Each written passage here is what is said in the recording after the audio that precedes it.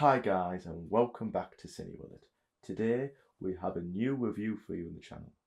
Today we're going to review the film Get Out, written and directed by Jordan Peele. Now, some people will think this is a pretty good film, and do you know what? After rewatching it, I got to agree. I think it was my favourite Jordan Peele film. Yeah, bringing it all out there already. But yeah, I would say it's my favourite Jordan Peele film. Get Out is about a guy called Chris. He's a photographer, and he is going to his girlfriend's parents to see him for the first time. But not everything is as it seems.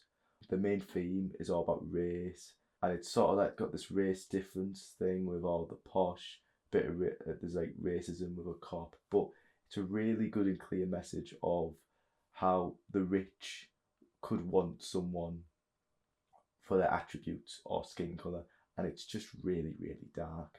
So, if I had to mainly start off with how the film opens up, it opens us with like a sort of like enlightened and more like normal sort of color. You got bright colors and dark colors, and it doesn't feel like a thriller or even a horror. It just feels like an average like rom-com. But throughout the film, as he goes to the parents' house, you can see there's little sprinkles of something that's really, really weird and really messed up is going on. For instance, when we get introduced to Gina, the housemaid, the mood and the sound goes more creepy and more, and the tension rises just slightly up. Like something's not right with Gina. This normal average family who apparently respects black people, respects um, their culture and embraces it, and but then there's something just a bit wrong with the housemaid, um, and also like the gardener, because it's just really, really strange and weird, and the music really helps intensify that.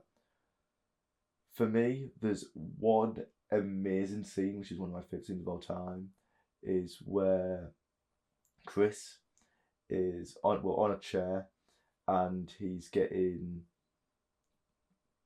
sort of like therapy, sort of hypnotism, from his girlfriend's mother, and the tea is getting stirred by a spoon, and then he gets tucked in this sunken place where his vision is like a TV screen, but he can't move, and you get this beautiful shot of the camera of a, let's say it's more of a close up, that goes into an extreme close up on his face as his tears are falling down his face, but he can't move, and his eyes have just beamed up. It's a beautiful scene. You cut back to him in a sunken place. Some great VFX with all the darkness, like he's in death itself. Uh, like he's dying, but he isn't. He's just stuck. He's trapped in an unknown location, and you just can watch over, which really hints to their intentions later on in the film. And it's just a really phenomenal scene. I'm shocked how they've done it. It's really impressive. But I'm skipping too much into the scenes I really enjoy. First off, we need to talk about the characters. Chris is a phenomenal. I think he is supposed to be a black photographer who photos really impactful suburban streets and suburban lifestyle of, I would say, of New York City.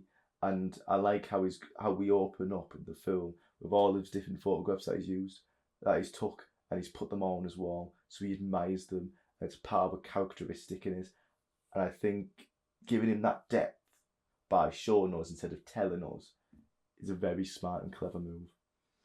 What else I would say is that he's not a dumb character in the film, but he's more like he tries to take things saying that's a bit weird, but nah, that should be fine. That should be fine. That's a bit weird, but no, I'm not going through assumptions. But later on in the film, when he investigates, that's when he's when something's wrong here. I need to call up. I need to call. There's something strange happened, like such as his phone suddenly runs out of charge constantly because he tries to plug his phone in, but every time he comes back to see how much his charge is being plugged out by, it's being took out by Gina. And then you've got things like people, like when they have a massive meeting, all the family come round and all the friends come round for a meeting. They're all like checking him out, like he's the marketing point, with people like touching the arm, saying, oh, he's strong, seeing if he's got good athleticism, strength, if he's healthy. Just some weird questions that you wouldn't have in just any normal social gathering whatsoever. But I mean, I think this film has some perfect atmosphere. But as we said, we'll go about the characters a bit. So we have Chris, that I've already explained. His girlfriend starts off being innocent, not known, trying to defend her boyfriend from all like the sort of racism there is in this film. But then we find out later on that she's part of it, and she's done that just to trick along and try and make herself be normal than she actually is. But I would say she's alright as a character. I don't think she steals the show. I think Chris and the mother, the actress who plays the mum, steals the show. Them two are the best characters in the film in general. It's and that's why, and I think they both like sort of like parallel each other, as in like he's trying to be in control of himself while the mother's trying to make herself in control. So like two minds, not trying to bash each other sort of thing. But I gotta say that the mother's characterization is brilliant, creepy but subtle, trying to be all nice right at the beginning, but has her intentions straight off, trying to hypnotizing Chris and everything, and it's really, really creepy. The dad, I would say the dad's probably the worst character, that or the brother, because of being, I don't think they don't get that much character development, I feel, as they could have had. But I think for what they need to be, he's supposed to be a surgeon.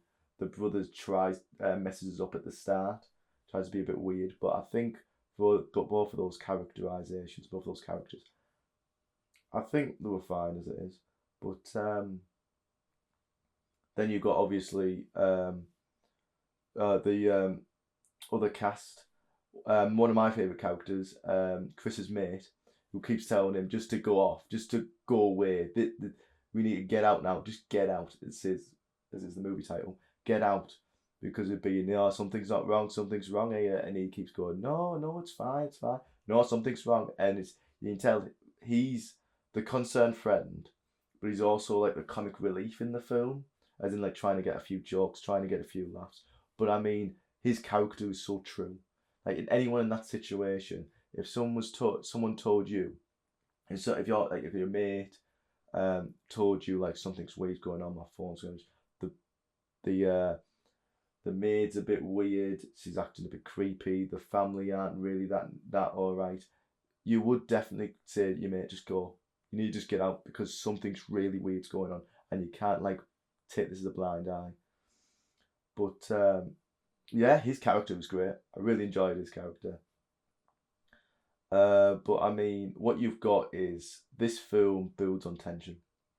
Without tension and sound and atmosphere, it'd be so boring. But it works so well because of the sound, because of the tension, because of the atmosphere. And I really think this film could be, I wouldn't say it's perfect, but it could be, but it's way better than even I expected, really. I think it's a really fun watch. You've got a lot of good scenes in it. I'll give you another example. The second example I have for scenes is, I love the character moment between Chris and the maid, where she keeps saying about his the phone charger getting taken out, and she confronts him saying like, I apologise. But it's just so creepy and weird, because she starts crying but smiling at the same time and saying, I've had no problem. And you could tell by the tension in the music, something's not right. and I love the camera or the cinematography when it zooms in on her face. Like, this is important. This is foreshadowing something. This is hinting at something more mischievous than it is. It's not a normal house, and that's when you're saying to Chris, "Get out now." This is the moment where you like get out. Even the audience saying, "Get out." But he is a clever character. Let's say Chris is a clever character. There's a lot of foreshadowing. There's a lot of points that plot points that work smoothly. There's a lot of things that they try and seed throughout the film to try and keep you on your toes. There's a lot of things they say, and you go, "Hang on a minute," and then it gets resolved. As I say, it's not a brilliant film, but it really hits the atmosphere and the tension. The lighting works for a lot of scenes. I wouldn't say it works all the time. It's not really a traditional horror in the sense of, there's a monster there, jump scares, blood, gore. It's more of a psychological horror that it really makes you think, this film. I think there's one thing that I came out of watching this film was it really made me think about what happened, what did they say, what events led to it. Because there was even some things that I didn't catch my eye the first time watching it, but now watching it again, I thought, hang on a minute, I didn't see that before. I do think the reveal of the girlfriend being evil with all the photos, it was needed, but the way it was shown, it was a bit more like, it was drawing you and it was forcing you to go, and it wasn't something where, like, I would have liked it if that scene was his camera was, I don't know, like his camera was on the porch of the room, and as soon as he was going to grab the camera, maybe he hits one of the doors that he's never noticed before, and it's slightly unlocked, and that's when he opens it. I think that would be better than the door just being open, because that looks like they were trying to get him to obviously reveal that they're obviously want to trap it inside his own body more, and I feel like that's a bit of a dumb move, especially how clever she's been throughout the whole film. I do love also the bit where this one particular scene has always grabbed my attention. The scene where she's on a laptop trying to find other guys or other people to try and as their victim, while Chris is stuck on the chair, and she's got a bowl of milk and a bowl of cereal, and she has a glass of milk and a bowl of cereal. So she drinks the milk, then eats the cereal the other way around, and it's just so weird, but it sticks in your head so much because I've never seen a film that actually does it like that, and that's what I like. I like films that experiment with different things and make themselves subtle but satisfying to watch and satisfying to conclude. And that scene really stuck in my head, and I thought it was absolutely brilliant. As I say, I think the main big driving point for this film, atmosphere and sound. Sounds are big, and sound's the best thing in the film. And I think it was pulled off very well. I love the ending where we think, oh, it's going to be the police officer again who was going to arrest him in the beginning, but it was his mate instead, and it was a nice reveal. Yeah, I thought, oh, you go, he's going to have a bad ending then, but he had a happy ending at the end. He learnt his lesson. It was a massive lesson, but it was good. It was really good. Overall, it was a brilliant film. It really showed the atmosphere, great sound, great characters, some amazing scenes between different characters, and I really think it was pulled off very well. So for me, my ranking of Get Out is another 4.5 out of 5. It's amazing, entertaining watch with some great visuals, characterization, sound, and if you watch it again, there's always other things you can take a look and go, I've never noticed that before. Never noticed that before. That's a great shot. That's a great scene. That's great sound. And there's so much you can learn off this film. It's absolutely brilliant. So that's it for my review on Get Out. I know it might be a bit longer, it might be a bit shorter, but that's what I think of it. So please like, comment, and subscribe, and see you guys next time.